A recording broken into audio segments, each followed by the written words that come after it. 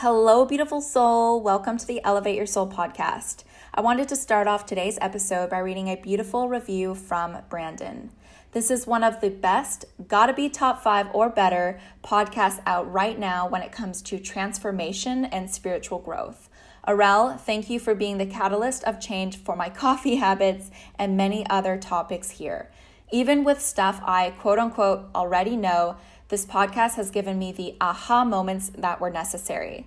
I'm listening to the latest episode now about you being a relationship coach. As somebody who has coached relationships, I just want to share that you both embody and teach the qualities that people need to manifest the relationship they desire. The first client that works with you on the relationship will be totally blessed.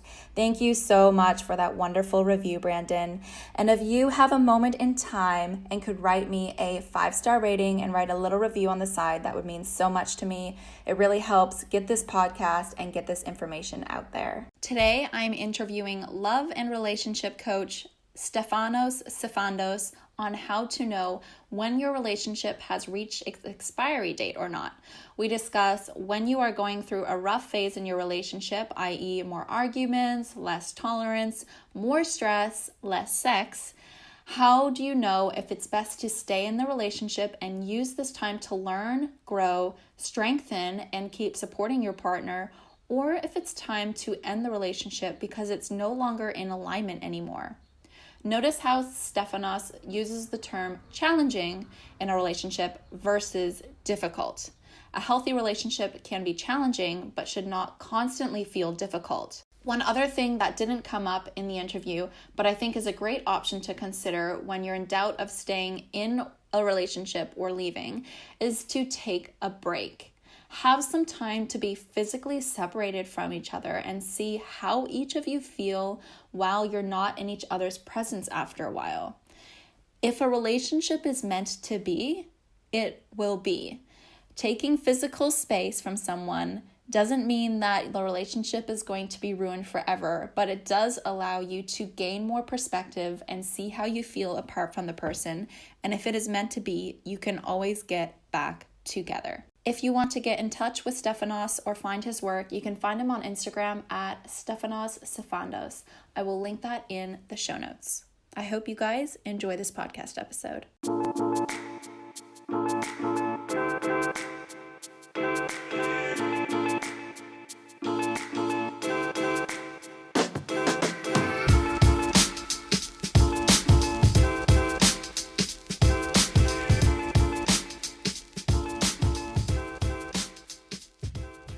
Stefanos, welcome to the Elevate Your Soul podcast. Happy to be back. Great to have I believe I've been here before, yes. First question I have for you is, what elevates your soul? These types of conversations, these types of interactions where, we just get to, I know we say in Australia, we say shoot the shit. We just get to talk. We just get to, and we get an opportunity to be real. And I think so many things elevate me, to be honest, but in context to this, it's we get to hopefully impact and maybe inspire some people to think a little differently, maybe to question where they're at, get curious, explore. So that elevates me, yeah. Yeah, the way I always see it is like bringing them closer to their happiness, just to live a happier life. That's the goal for all of us, I think, at the end of the day. So learning more, trying new things, and make you a happier person. Yeah. Can you tell us a little bit about who you are and what you do? Yeah, sure. What I do in the world is, and this really comes from experiencing the lack of this in my own life. But what I thrive in doing in the world is giving people an opportunity to actually see themselves. I do a lot of work in the shadow.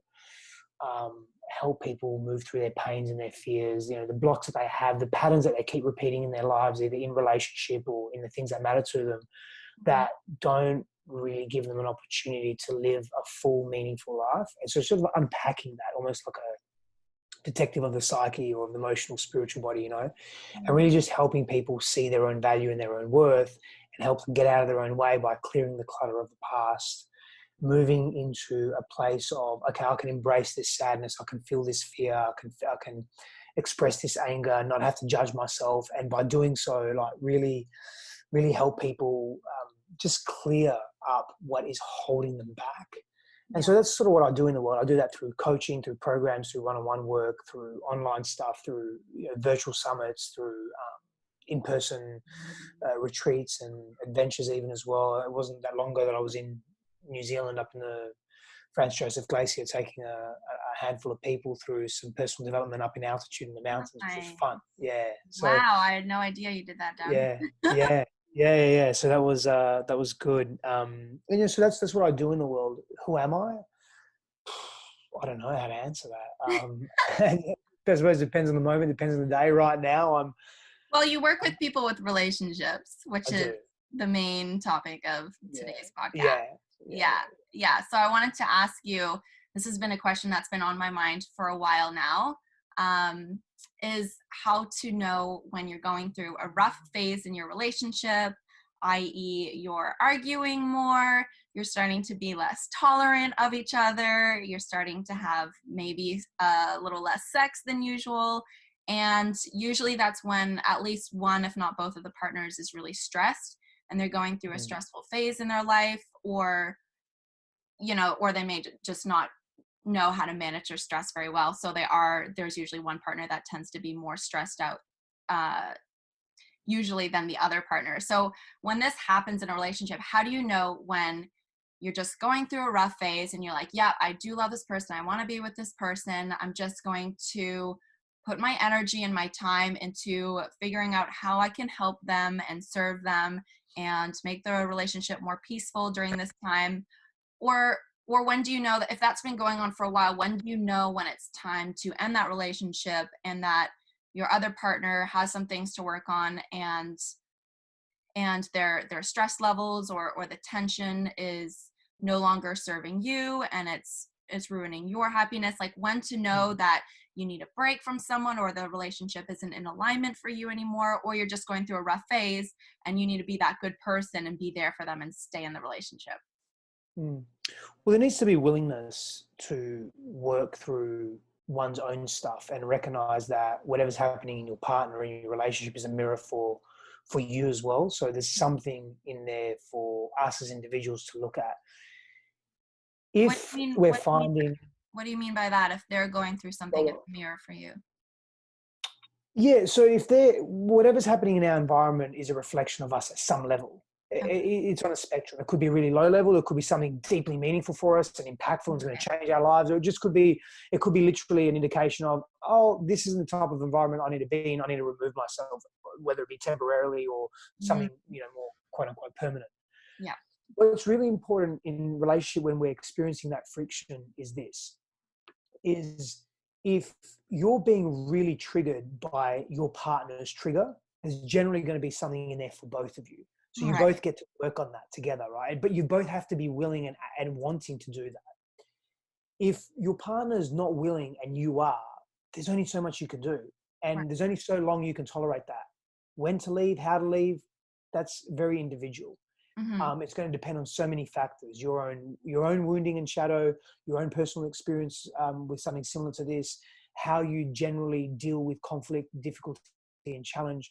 When to leave is going to be dependent on those variables and so much more. Now, if you are not being triggered by your partner acting up or being in stress or really going through a challenge, you're able to hold compassionate space. And how do you know if you're being triggered or not? For people listening, how do they know what's the difference between your partner them not making you happy, or you're just feeling a down buzz because they're feeling really stressed out? Or how do you know when you're actually being triggered? What's the difference? Generally when you're agitated or projecting back on them and blaming them. So if you're blaming them and projecting back on them and shaming them and making them wrong for feeling the way that they feel, and you're really agitated and frustrated, and again, angry, you've got big feelings coming from, you're reactive as opposed to responsive to them, and you're taking it personally, you're more than likely being triggered. Because even if they're genuinely being an asshole or they're genuinely being really difficult and it is their stuff, if you're not triggered by it, you will just say, hey, how you're behaving is not working for me and I'm going to leave. Not necessarily leave the relationship, but I'm getting out of this space because I'm making a self-honoring choice. I'm going to be back in a few hours. Yeah. hopefully if you've calmed down, we can connect and talk about it. If not, well, then I'll reevaluate what's happening there. So you sort of know how you're triggered there, right?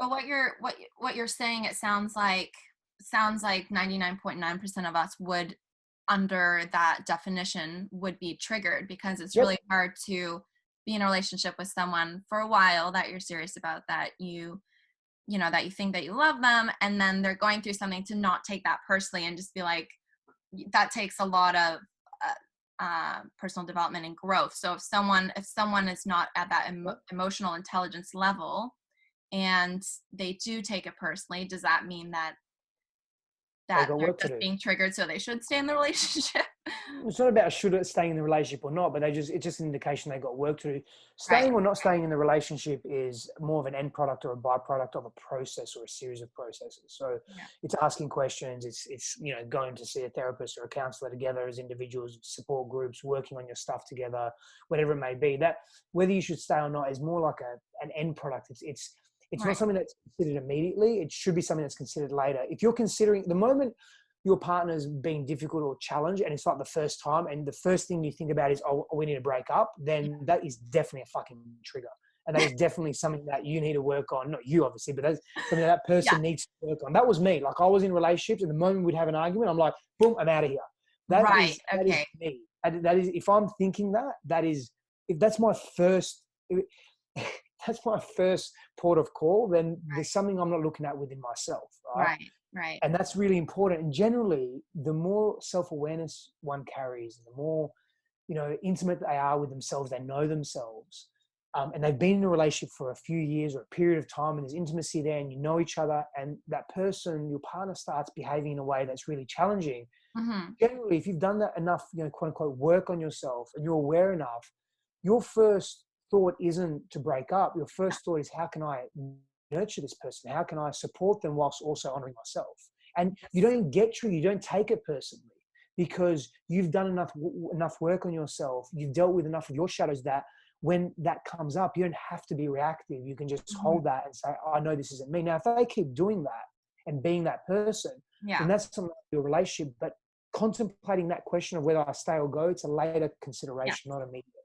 Yeah, and that's kind of how this question was constructed. I didn't really mention it in the beginning, but it is kind of like, if you've been going through a tough time for a while, obviously not initially, it's kind of like, how do you know when this rough patch, it's like, oh, this rough patch has been lasting for 6 months. Like, is it time that I remove myself from the situation, or do I just hunker down?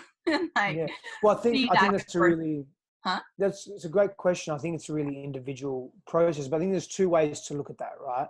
Yeah. But for people who are stuck on that question right now, that might be going through that phase, how could we help guide them to? Yeah, for sure. You know, So the first thing is to look at that and say, is my partner changing? Are they making progress? And am I making progress? Like, are we making progress together? That's the first question to ask. Right. Then if the answer is yes, that's a good thing. That's a tick, right? Towards, when I say good thing, it's not a good thing. It's a tick towards, okay, let's stay together. And the second question, which is again, very individual, is it enough for me? And if you can answer that question, if you can say, yeah, it's enough for me right now, then stay in the relationship. If it's not, and you need more, and their willingness or growth or dynamics not fast enough for you, and you're not responding fast enough in the situation, then you've got one of 2 options. Either you lean in more and commit more and go deeper in your own work and see what happens, observe if they respond to that and change consciously and unconsciously, or you just say, I'm not willing to do more work, and then you break up. I think most relationships prematurely break up. Okay. Interesting. I don't know about that. I might be on the other end. I'm kind of like, it's such a hard question, because in a sense, I'm kind of like, the minute you question, should I be leaving my partner or not? I'm like, you should be leaving. If you're having those thoughts, it's not meant to be. But then at the same time, it's like, how do these couples who stay together happily for 50 years, you know, that's the important thing as well. It's not just, you're not just trying to be together for as long as you can by being unhappy, but it's kind of like, and that's why I asked the question. I think a lot of people struggle with this in certain times in their relationships, whether there's someone who always leaves straight away, like the minute shit gets tough, or they're the person who is maybe an empath and just constantly stays because they feel for the other person and they understand what the other person's going through and they don't want to be hard on the other person. So they're just staying the whole time. So it's That's like that person being triggered though. Huh? If you're an empath and you're staying for them and you're contorting yourself, that's a shadow. That's you being triggered. So that's not healthy, no. Right. Yeah. Talking about not being in a place where you're being triggered. And the other thing is couples that stay together for 50 years happily are not. They're not completely happy every single second of that day of that 50 years. No way. They're gonna have times where they dislike the other person, where they have resentment for the other person. Where, Esther Perel says, I've been married 3 or 4 times to the same person. We've had 3 or 4 different marriages because they've evolved themselves in that relationship, right? And that makes a lot of sense to me. Yeah. I mean, I hear what you're saying about. They're still happy with each other. Like they're still happy in the sense that they're with each other. Where there are some couples who are together for 30 years and they hate each other. They're just like, oh, yeah, they hate each other. But that goes back to what I said before. Like they're stuck in their pain and they're being triggered. They're just not acknowledging it and owning it. Like that's the thing. And I mean, the question of the moment you're questioning or someone is questioning the relationship is an indication that person should leave. Right. I don't know about that. I can't. To me, that logically doesn't make sense. I can't. But logic is also subjective. We think it's objective, but it's not. It's subjective. Yeah. So I don't. To me, I can't. That just doesn't make. And I'll tell you why. It's like you make a decision to go somewhere, or let's just say you have a commitment of waking up every morning at 6 a.m. to do a 30-minute meditation.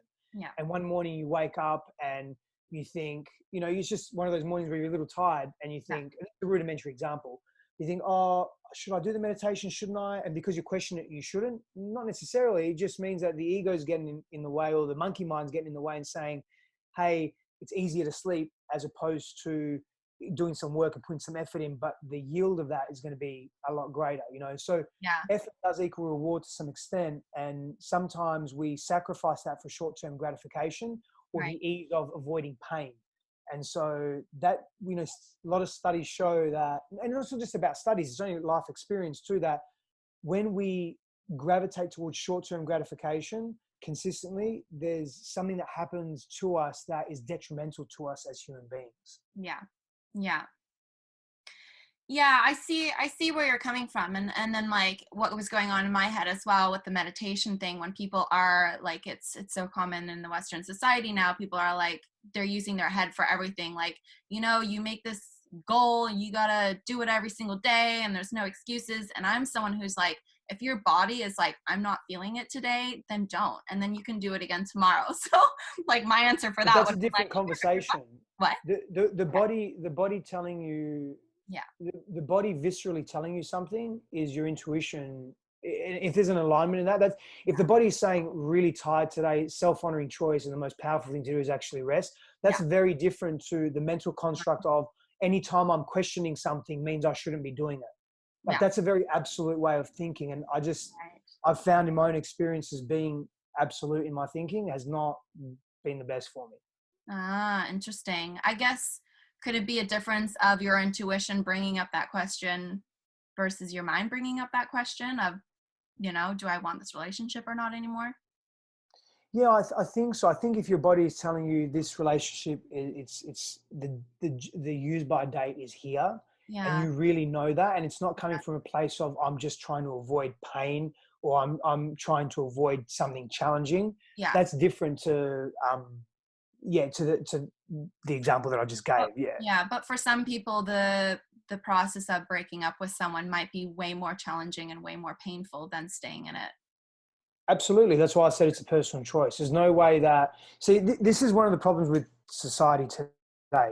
We all want someone else to make the choice for us. We all want someone else to give us the advice or the guidance. Yeah. And I say, go within yourself. And then someone says, but how do I know the difference between my body telling me, my intuition and my monkey mind, or my fears? Like, how do I know the difference? Well, the more you practice going within, the more you're able to identify that difference. But generally, when there's a massive charge or excitement or something really intense, generally speaking, not always, but generally speaking, that's not intuition. When there's a calm, there's this, I just know, Yeah. and there's no emotional charge around it, that's your intuition, generally speaking. Yeah. Yeah. Yeah. The way someone described it to me once was this expansive or contraction. It's your ego or the mind, you're kind of contracting from the thought. And then if it's, your intuition, you feel expansive. It just feels in alignment, right? It just feels this is the decision I need to make right now, and I know it. Yeah. So when you think back to your own past, your common mistake was leaving relationships too early, you felt? No, it was thinking I should leave the relationship too early, but then without actually doing any work around it and staying in the relationship. Oh, okay. When I either probably shouldn't have stayed, or if I'm having that thought, Yeah. balancing that thought and actually looking at myself, being responsible for my own actions in that relationship, as opposed to blaming and then perpetuating the length of that relationship in an unhealthy way. So when you were in relationships and you were having those thoughts that maybe I should leave, and you were saying that you stayed in them, did you feel like any of those relationships you actually should have stayed in them, or as you just said before, like you might have, it would have been better if you left earlier?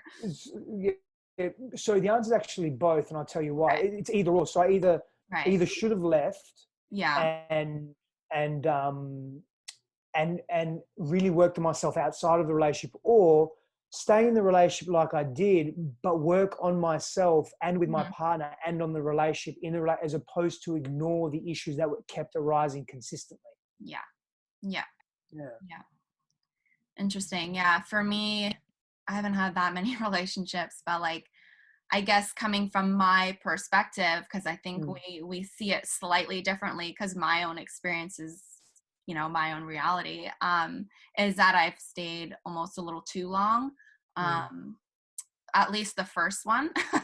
You kind of learn from the first one, and but that's kind of been more my thing, is kind of like my intuition telling me it's time to leave, and then my mind saying like, no, you should stay because you need to be that good partner for them, and you need to put up with whatever they're going through, and just stay in it, and it's more comfortable to stay, and things like that. So my experience was needing to learn to move when it's time to move.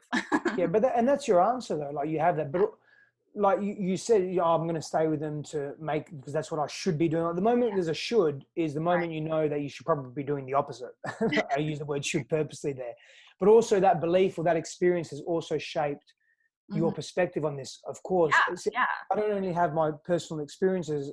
I work with thousands of people over the years, particularly in relationships, and so many variables that you see, but more often than not, it's pretty simple. People aren't doing their own inner work and are unwilling to do their own inner work because it's difficult. And sometimes relationships can really illuminate us in a way that helps us grow. And that statement I made earlier about people leaving too early is they either leave too early or they stay in the relationship, but both without being willing or able or aware of doing their inner work that can help them grow and break free of patterns that are really uncomfortable. Yeah. And what kind of things can people do to do the inner work, for people who don't know what the hell? Yeah, of course. So the first thing I say to people is spend time with someone outside of your own perspective. So that looks like a therapist, a counselor, a shaman, a spiritual healer, go to a cacao ceremony, do yoga, like whatever. Like be in a support group, AA meeting, if that's what your thing is, what your quote unquote vice is. Just seek support outside of yourself, because trying to figure out everything on your own, it's really tough, and you're almost going to come to looking at that issue from the same state of consciousness or awareness that you've always come from. And so you're going to be very limited in your ability to deal with it. That doesn't mean I'm not an advocate of self-reliance. I've spent many an evening, a day, a night, years on my own, working through my own stuff. And that's been very empowering for me. And I've had people in between that have really supported my journey and given me nuggets of golden wisdom that I can take and then integrate. And that's really important to have that. Yeah. Interesting. And you were saying earlier that how important it is to do the inner work or listen from within. So stop seeking, the answers from someone else. What if someone is seeking a relationship coach or a counselor to get the answer from them? Or I guess it's a coach's job or a counselor's job to help them realize that answer for themselves, right? That's what I would say. Yeah. So Yeah. as for me, as a coach or whatever I'm doing in the world, I really aim to empower people. I want them to really be critical thinkers and feel deeply into their own selves. I'll guide them, but it's not about giving them answers directly. Yeah. Sometimes, sure, that it's helpful. But often it's about really them empowering themselves and just supporting them on that journey. Yeah. Can I ask you for a couple of questions, like 2 questions that you would ask someone now if they were your clients and they were in a situation where they weren't sure if they should leave their partner or not? What kind of constructive, powerful questions would you ask them to help them, realize where they stand?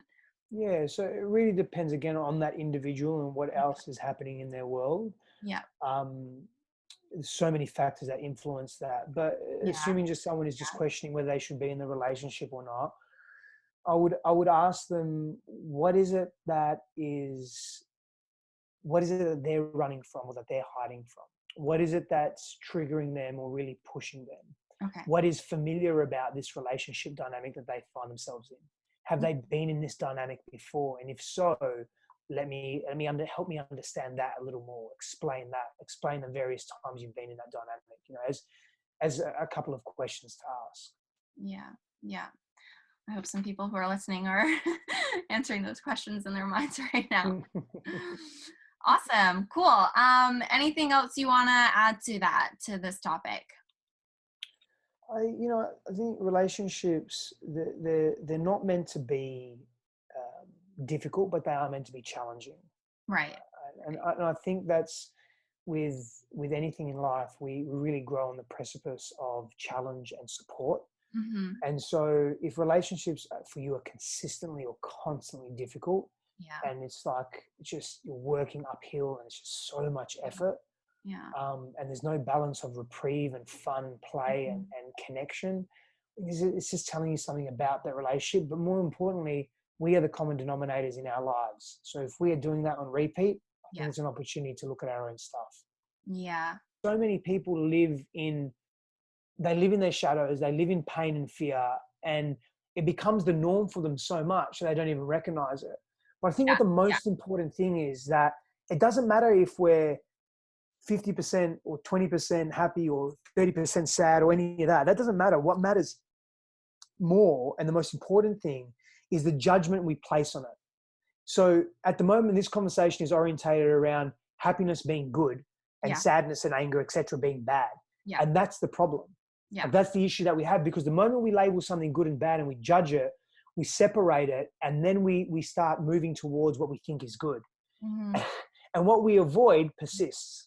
What we resist persists, right? And so it's about meeting these experiences in a more neutral way that gives us the experience of, again, when we look at Buddhism, right, that middle path. And I think that's what's probably a little more important as opposed to the actual experience, is how we interpret and judge the experience. Yeah. Interesting. Awesome.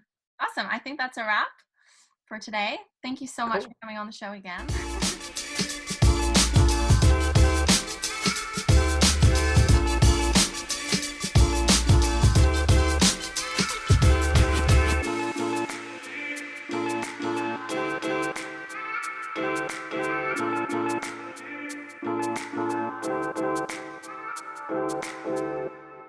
Hey YouTube fam, if you like this video, make sure to hit the like button below. And if you think a friend, a family member, or just someone you know who could benefit from this podcast episode, please share this video with them. And if you've been enjoying the Elevate Your Soul podcast, make sure to subscribe to my YouTube channel for new episodes weekly. Thank you.